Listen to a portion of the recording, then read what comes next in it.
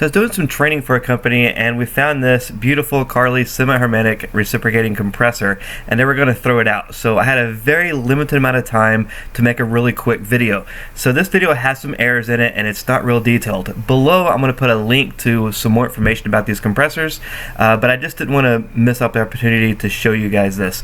Now it's a shame to see this compressor thrown away, but at least we got to see some of the components in it, and I really wish I could have brought it back to the studio to have better sound control. But either way, hope you guys enjoy, and if not, hopefully we'll find another one in the future and we can redo it.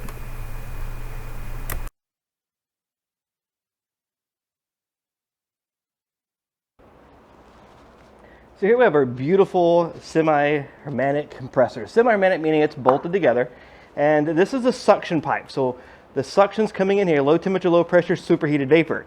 And here we have our screen. Now the whole job of this screen is to basically work like a filter or a strainer. It's also called a strainer. So any particles get hung up in here before it damages our compressor itself. And this one actually has some debris in there, so this has done its job very well. It's a larger surface area. Had this just been flat, it would cause a restriction. So because they cone it like this, it allows for more surface area. There's also a different set of wire on the back side that helps hold it so we don't end up blowing this screen mesh out. So a very important component. But once we take that off, we're going to take this very end off of this semi-hermetic compressor. And this is going to be very heavy, but this will give us an insight to the compressor. I've already taken all the other bolts off. Speed this up. And I got my pan underneath to help catch the oil. And now we can see the motor. This is our stator. So these are the windings. It looks like we're seeing copper, but really this copper has a coating on it. It's a type of varnish, a varnish coating. It's an insulated. So electricity is going in circles, creating an electromagnetic field. So if it was just pure copper, electrons would go from one straight to the other and it would be called a short.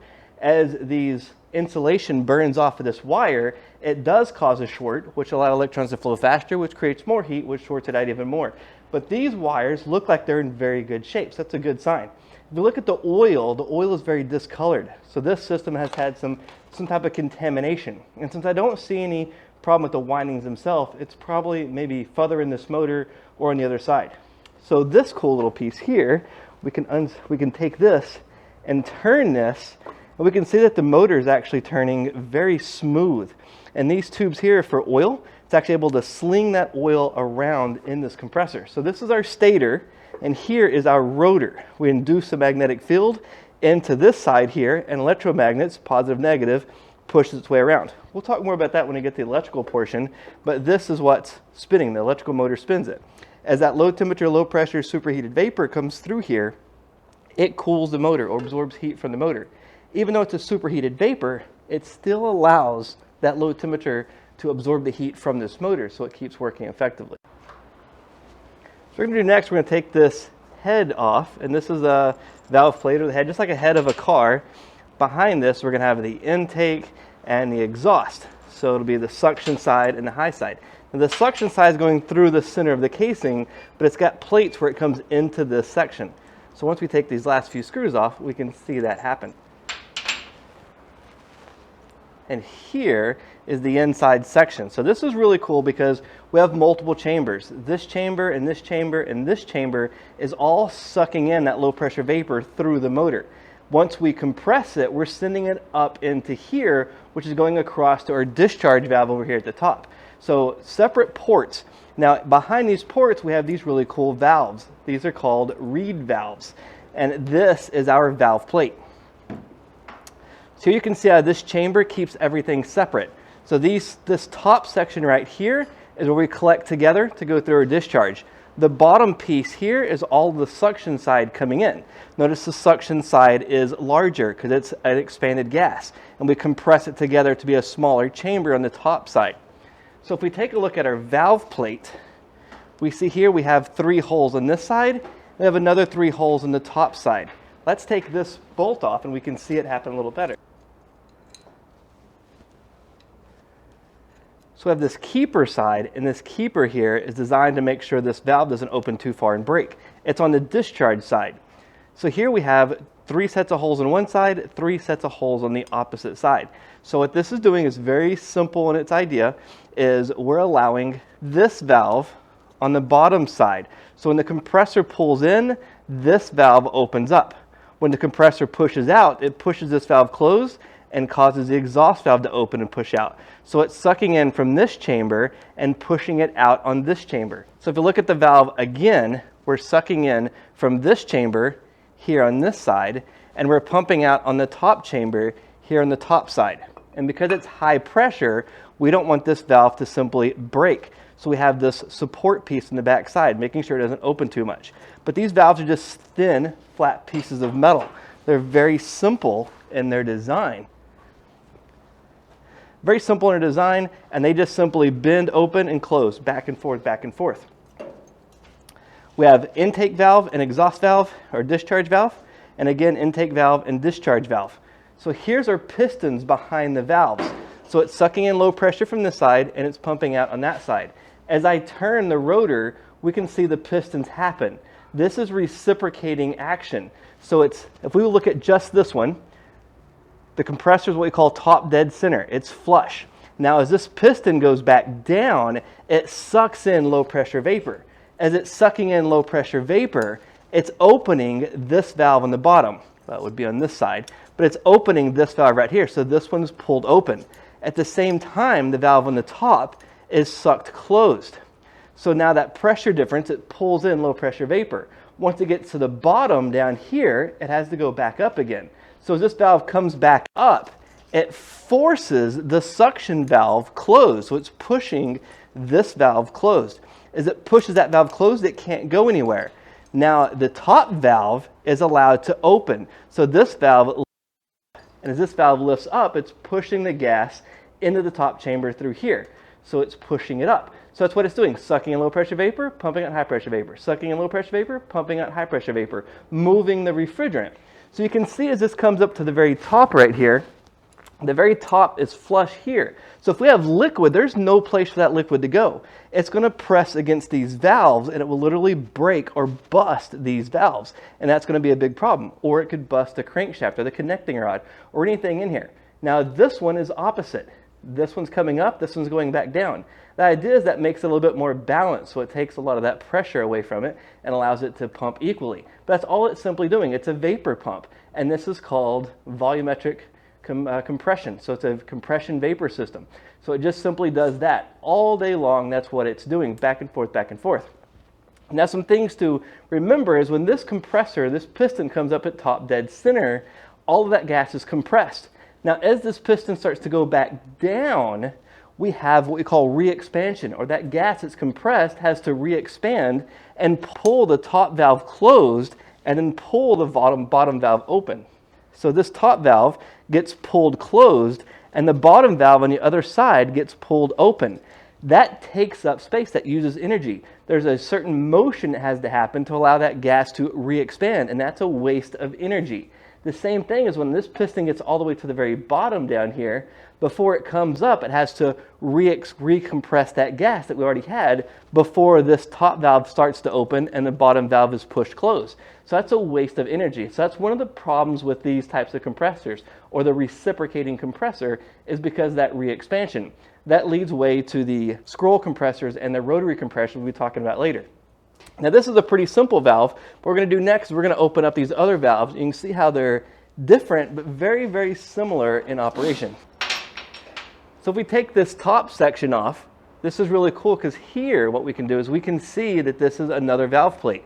But here's our discharge valve.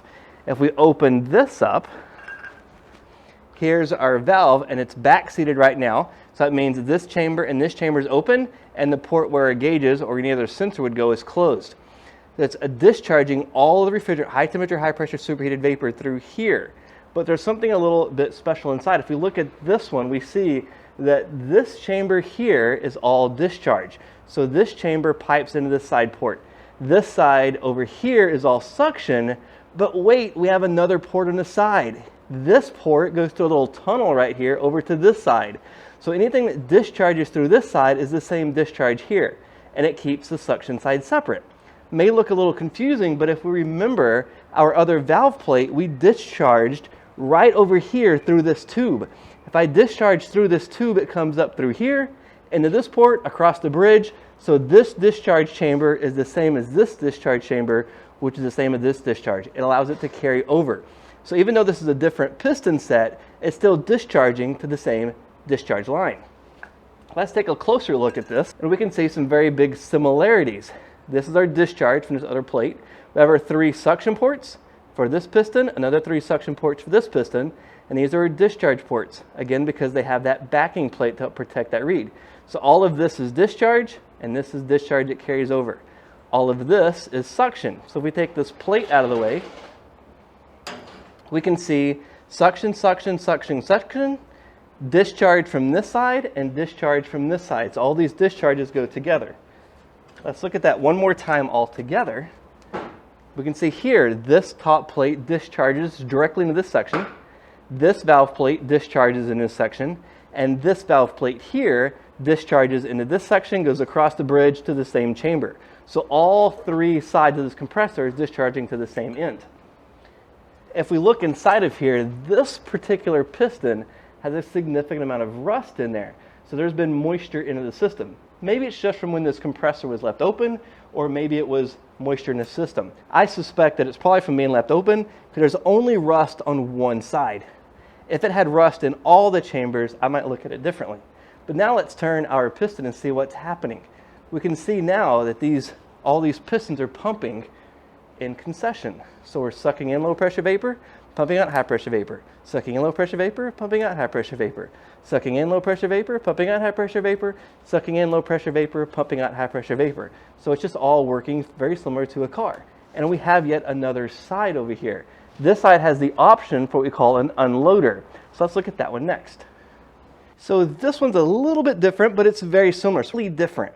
If we pop this off, we see everything's the same. Suction all the way through here, and the discharge is going to be at the very top. The discharge goes through this little chamber into the top of the chamber on the top side. That chamber on the top side connects here, which goes through this port, and all of this is discharge. So this discharge goes into here through the tube directly into this discharge chamber. And if we turn the rotor, we can see the same thing happen with the pistons. It's very similar. Now let's look at what makes this particular side different. We also have our valves. We're just going to move those out of the way for right now. These are our suction valves. And here on the other side will be our discharge valves.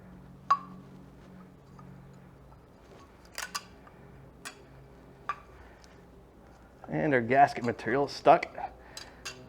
There we go. So it's very similar to our valve plate. But what's different, and this is our gasket, is right here. We see that there's a plate here and also a plate here.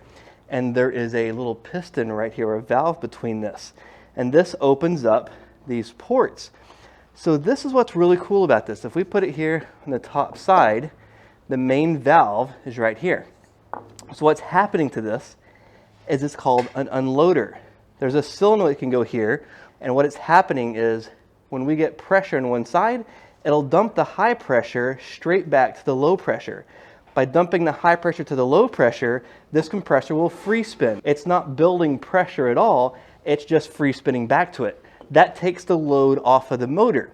So if we don't need the full capacity of the compressor, we can unload or allow the high side to dump right back into the suction side. So now these 2 ports are not being used. Think of it like some of the modern cars. Now you can buy a V8 engine that only uses 4 cylinders at a time.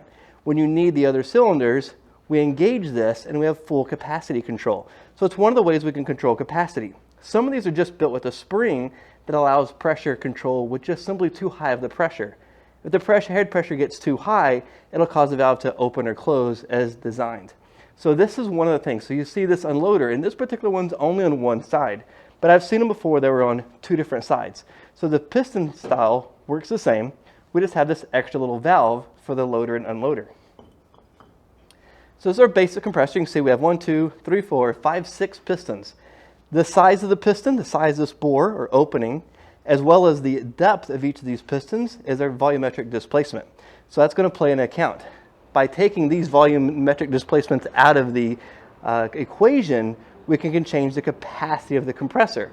By dumping the high side into the low side, we end up using much less electricity on it. And the electricity side will come in here. This power goes through the casing into the motor windings themselves. If you notice all of this discoloration on here, that's because these connections are probably loose, overheated, or wet. Now see how brittle this is? They were definitely overheated. So these connections being loose is probably one of the big issues that caused this compressor to have its end of life. So here we can see our piston action happening, all the same. But down here we have a little sight glass. So this one's really, really dirty. That's a very important component. On commercial systems like these semi-hermetic compressors, we'll have this little window here. And what this is giving us is a sight glass to the oil level. Now if you notice, there's a little notch right here and also a notch here. There's a tool that goes in here for us to tighten up these sight glasses. Now one problem is new techs will learn about that tool and try to tighten every sight glass and they'll break them. So it's very important that you know what you're going to do before you tighten it up. There's a gasket that goes behind there that's notorious for leaking, and sometimes expansion contraction will allow these to back off some. So you can get that special tool. In the old days, we used to simply make one. But either way, this is our sight glass. I didn't bring my tool with me. We also have this port here on the side. That's where we could add oil in. Now before we get into this side, notice we have another port here for oil or pressures controls. This is the other end. We're going to have a very special bearing system here that holds the other side of that. So all that pressure is pushing against this bearing. So you can inspect that bearing. But before we do that, we're going to open this bottom plate up so we can see the connecting rods and the pistons. So now with this plate off the bottom, we can see what's happening. Here we have a screen, and this screen is a pickup screen for the oil. It actually filters some of that oil, make sure we don't have any contaminants so we don't spread those contaminants through the whole system. So very similar to a car, it's just that pickup screen. So we're going to pull this off. We can see that it's just a simple screen with some backing on it and a port there. Well, that port, and it uses a pressure differential to pull the oil up inside. With this out of the way, we can take a look at the pistons and see what's happening. Now you can see those pistons moving. And because they're in 3 different directions, you can see that it helps balance out the weight against that motor. So it makes it fairly easy for the motor to run. But that's why the oil is so important. Look at all those moving parts in there. If we don't have the correct oil return, or we don't have enough oil in there, these parts are going to wear out, completely wear out. On this back side is where we have our other bearing, and behind that bearing we can actually access that port. So oil return tube, oil pickup tube, and the oil just keeps recirculating. Back up on this side is our sight glass that I'm not going to be able to get out right now. And this plate has also a drain plug, so you can drain the oil and refill it. The only time you're going to change that oil is if you have a burnout. But that's our compressor. That's how it's working.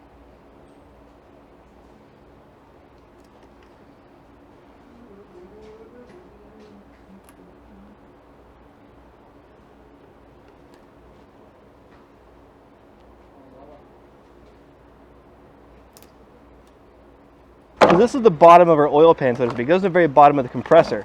Here we have our drain port so that we can drain the oil in the case that we need to change it.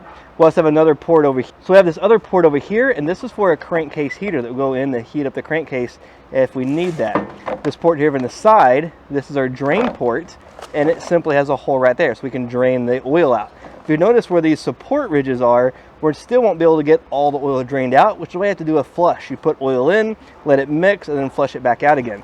One of the things I'm hoping that will show up in the video is right in the pan. If we get the sunlight on it in different locations and different reflections, you're going to see a little copper flakes. And those copper flakes is what I want to bring your attention to. These copper flakes are from one of 2 areas. Either it's copper plating, which means we had acid in the system, probably for not pulling a good vacuum, or where somebody was cutting the copper and they deburred it, they left the shavings flow through the system. But those copper flakes and those copper platings, those could definitely be issues and cause problems for our system operation. So it's really a good idea to do a compressor teardown when you have a bad compressor. Find out why the old one died. Now this particular compressor was sitting out at a job site that they were going to haul off, so we had the opportunity to do a quick teardown. It's just a quick example of how this compressor is working. There's so much that goes into this, and if you ever have the chance, take a class from Don Gillis and also Trevor Matthews over at Emerson, or if you get a chance, they have a great teardown class. If you get any classes by Jamie Kitchen with Danfoss, they're really good class. You learn so much more about these compressors, but there's tons that go into them, way more than just in this video. It's just a little quick, give you an idea what's inside of a semi-hermetic compressor.